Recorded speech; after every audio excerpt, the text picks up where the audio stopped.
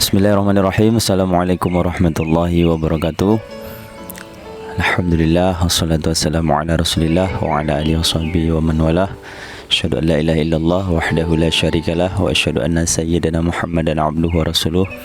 Allahumma salli wa sallim ala sayyidina Muhammad wa ala sayyidina Muhammad. Allahumma yassir wa la tu'assir. Alhamdulillah, pada hari ini kita kembali di Karamah Mihrab Majlis Nurul Yakin, tempat munajat dan doa. Dan kali ini kita ingin bertanya kepada Bapak Edianto, Ibu Is dan Abang Ferry, seperti apa perjalanannya di sana. Mungkin kita boleh ceritakan. Satu hal yang mau kami sampaikan, apa yang kami lakukan ini tidak ada rekayasa, ini real, kebenaran adanya. Jika mungkin saudara ingin berkunjung sini, kami persilakan. Mungkin kita tanya yang pertama dari Bapak kita dulu, Bapak Edianto bin Ibrahim. Beliau asli orang Galang, ya, Barelang, berarti orang asli Rempang itu. Mungkin boleh Pak ceritain sedikit macam mana tadi perjalanan Bapak di sana. Silakan Pak. Sama nama Bapak dari Rempang. Bismillahirrahmanirrahim. Assalamualaikum warahmatullahi wabarakatuh. Alhamdulillah. Perkenalkan, saya nama Edianto bin Ibrahim, berasal dari Pulau Rempang, tepatnya di Pulau Monggak, di Kampung Monggak. Alhamdulillah, saya dikasih kesempatan lagi untuk hadir di Mihrab Majelis Nurul Yakin. Di situ saya dibimbing untuk acara spiritual, ya Jago, ya, spiritual. Alhamdulillah, di situ sayanya terarah bertemu. Awal pertama cerita, saya bertemu sama almarhum kakek, terus sama almarhum bapak, ditemukan sama kakek ke almarhum bapak. Terus di situ saya punya perasaan, saya naik perahu, tetapi bukan di dekat sini, arahnya tuh ke arah Tanjung Pinang. Awalnya saya bertanya, sempat saya bertanya, tapi memang untuk bersentuhan betul jarak dikasih dia. Perasaan perahunya itu besar. Di situ tuh saya disambut sama sesosok orang yang tidak pernah saya tengok, tetapi postur tubuhnya hampir mirip sama almarhum kakek saya. Memang tidak jauh beda dengan almarhum kakek saya. Di situ saya disambut, disuruh naik. Yang anehnya, saya ditemukan lagi dengan keluarga yang tidak pernah saya jumpa dekat situ.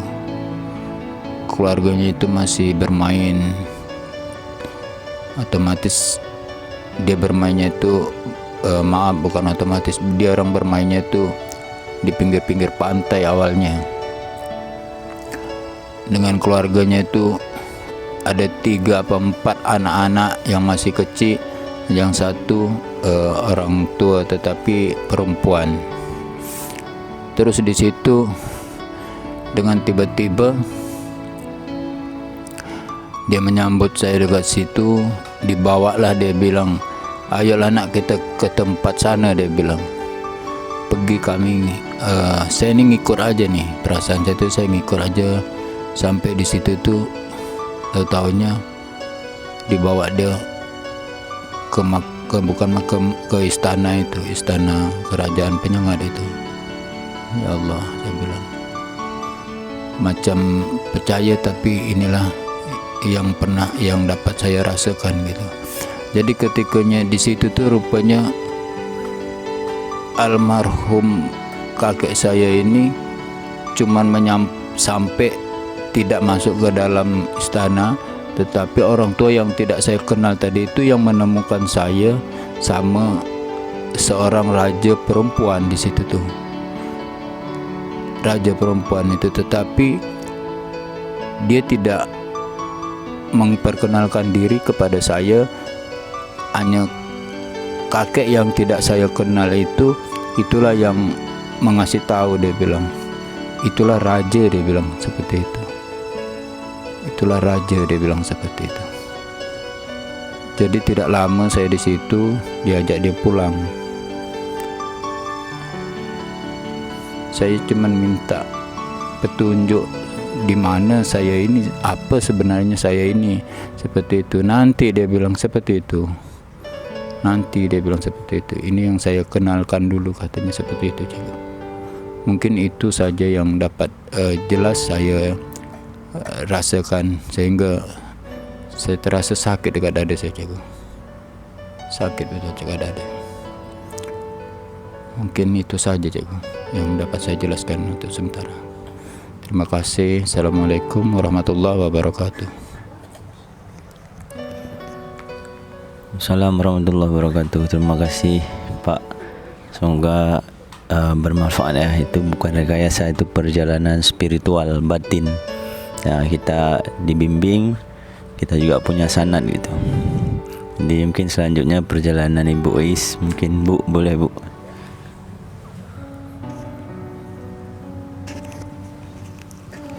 Assalamualaikum warahmatullahi wabarakatuh. Nama saya Uis Kartini binti Undang Jaya Sumpena. Saya istri dari beliau nih. Alhamdulillah, saya diberi kesempatan untuk kembali bermunajat di mihrab Majelis Nurul Yakin. Ini kali yang keempat kalau tak silap saya. Alhamdulillah, masih diberikan kemudahan untuk bisa hadir di mihrab Majelis Nurul Yakin. Terima kasih pada guru kami, selalu membimbing kami ke hal yang lebih baik. Untuk perjalanan tadi, kalau untuk diri saya ini tidak mudah melihat apa benda.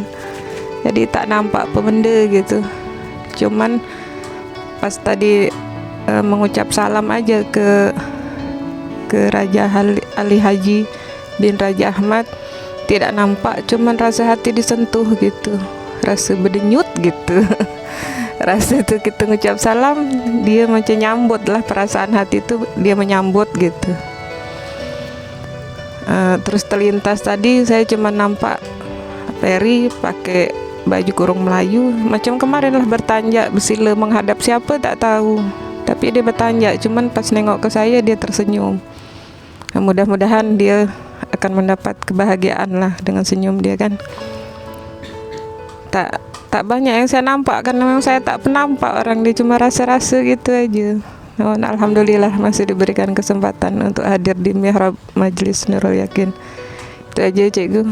Assalamualaikum warahmatullahi wabarakatuh. Assalamualaikum warahmatullahi wabarakatuh.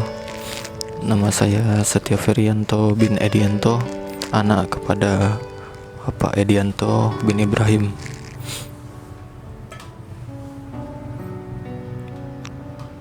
Semasa di dalam mihrab, ketika perjalanan spiritual, seperti tidak masuk akal. Awalnya saya berada di bawah pohon ciku yang ada di Penyengat. Saya di sana cuma berdiri seperti menunggu, tapi tak tahu apa yang ditunggu. Cuman berdiri saja. Setelah itu merasa seperti dimonggak. pas di depan rumah Ato Ibrahim bin Ismail. Itu dia duduk dengan posisi dia memberi makan peliharaannya menggunakan tangan kiri. Sehabis itu saya sempat salam, terus dia senyum aja, atau Ibrahim cuman senyum. Habis itu kami jalan ke rumah, saya nyebutnya Nek Yang, mama dari nenek yang rumah yang di atas, rumah lama, bukan rumah yang di bawah. Terus sambil jalan ke sana ya saya naik peliharaannya lagi seperti dulu yang pernah saya rasa. Sampai di sana atau ngasih tahu ke Noyang itu, dia manggil, "Wah, ini cucu Wak datang, cicit Wak datang." Tapi tak nampak wajah Noyang saya itu macam mana, tak nampak. Cuman seperti itu cikgu yang dapat saya rasakan. Setelah doa, pas mama yang berdoa, belakang punggung saya ini seperti ada yang ngusap cikgu, dingin gitu cikgu. Pas mama berdoa, kayak diusap belakang itu, dingin, rasanya adem. Itu aja cikgu dari Peri cikgu yang Peri rasakan tadi selama di mihrab. Itu aja mungkin cikgu. Terima kasih cikgu. Assalamualaikum warahmatullahi wabarakatuh.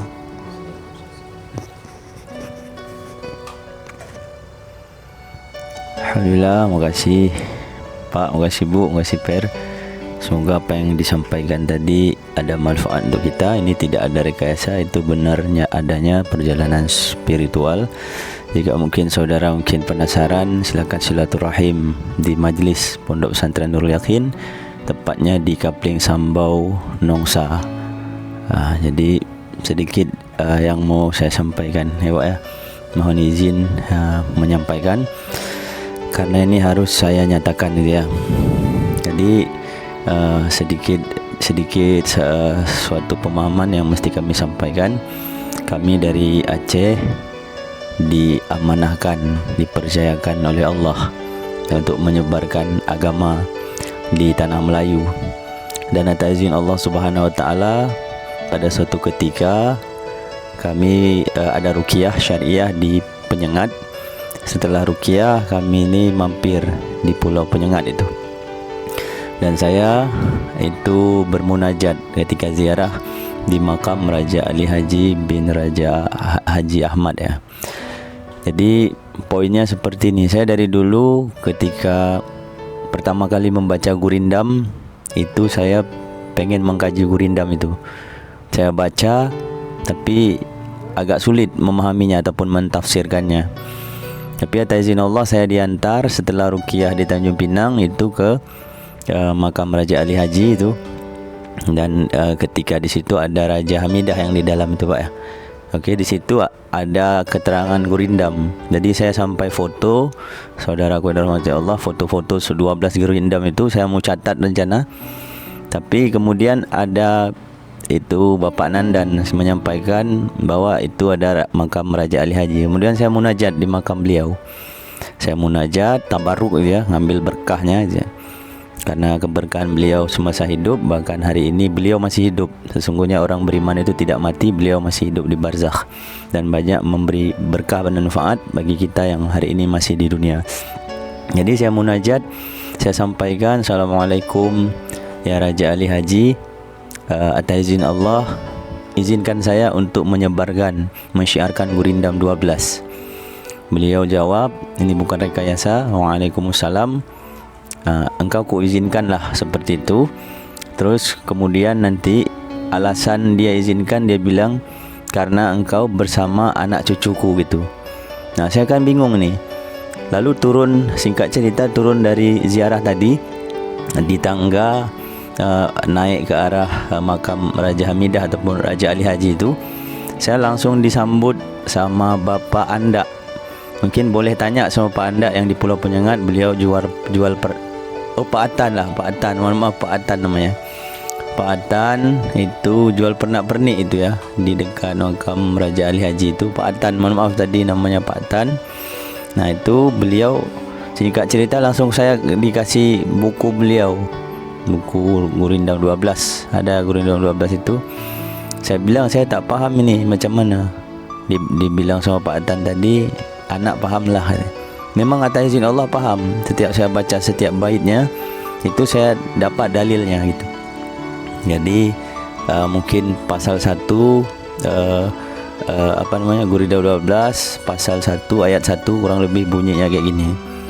Barang siapa tiada mengenal agama, maka tiadalah boleh ia dibilangkan nama. Barang siapa mengenal yang 4, maka orang itu adalah orang makrifat. Jadi saya langsung dipahamkan Allah saja. Makna daripada itu, barang siapa tiada mengenal agama, maka tiadalah boleh ia dibilangkan nama. Jadi sebaliknya, barang siapa yang mengenal agama, maka insya-Allah nama dia akan terkenang sepanjang masa itu. Barang siapa mengenal yang 4, itulah orang makrifat. Itu ada syariat, ada hakikat, ada tarikat, ada makrifat. Atas izin Allah, kami sudah dipahamkan oleh Allah melalui nasab ataupun sanad guru kami. Alhamdulillah, saya punya guru bersanad sampai dengan Rasulullah. Dan atas izin Allah, saya juga punya nasab keturunan dari keturunan ulama Aceh.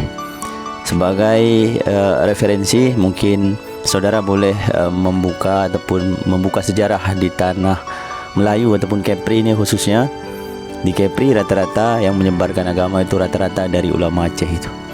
Jadi saya disampaikan di sini, beliau Bapak Edianto itu sebenarnya dari keturunan raja. Dan sebenarnya anak-anak beliau harus ada nama raja. Saya harus sampaikan ini gitu. Masalah ini dari mana, saya dikasih tahu dari spiritual. Kalau mungkin saudara tidak percaya, boleh mencari tahu keluarga nasab-nasab dari keturunan Bapak Edianto. Ada salah satu dari perjalanan batin saya, ada salah satu daripada keturunan raja tadi itu mengetahui kisahnya kayak gitu. Mungkin saudara-saudara khususnya yang ada di tanah Melayu, kami bukan mengarang cerita, ya kan? Karena kebenaran harus disampaikan, ya kan? Rasulullah Muhammad SAW pernah menyampaikan, kita harus berusaha mengharumkan nama orang lain, maka kita akan diharumkan oleh Allah nama kita. Bukan kita yang mengharumkan nama kita, tetapi orang lain. Kita mengharumkan nama orang lain. Karena in ahsantum ahsantum li anfusikum wa in asatum falaha. Jika kita berbuat baik, kebaikan untuk diri kita sendiri. Jika kita berbuat jahat, kejahatan untuk diri kita sendiri. Mungkin izin Pak, saya di sini sudah memperkenalkan kepada seluruh dunia mungkin ya, akan melihat YouTube ataupun media sosial ini gitu ya. Beliau Bapak Edianto bin Ibrahim ini dari keturunan raja, ya. Kebenarannya kita boleh cari nanti.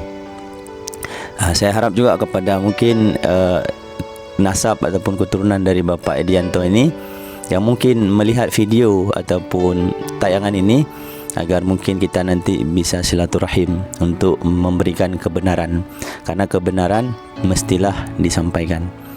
Saya sudah sampai di sini menyampaikan beliau adalah dari keturunan raja. Mungkin mohon izin Pak, izin menyampaikan bahwa saya ini izin di tanah Melayu. Jadi saya ketika ziarah tadi di makam Raja Ali Haji Pak, beliau bilang engkau akan mudah lagi jikalau engkau izin kepada anak cucu saya lah gitu.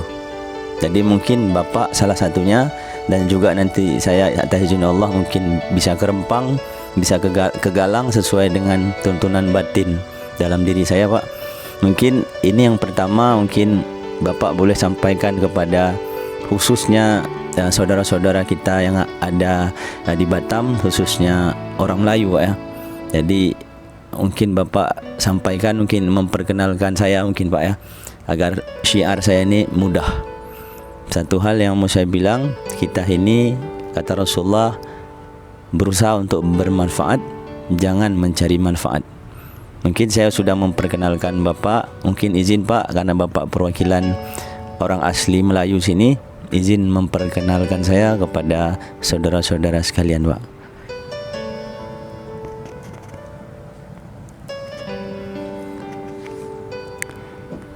Baiklah. Bismillahirrahmanirrahim. Assalamualaikum warahmatullahi wabarakatuh. Saya atas nama Edianto bin Ibrahim. Saya adalah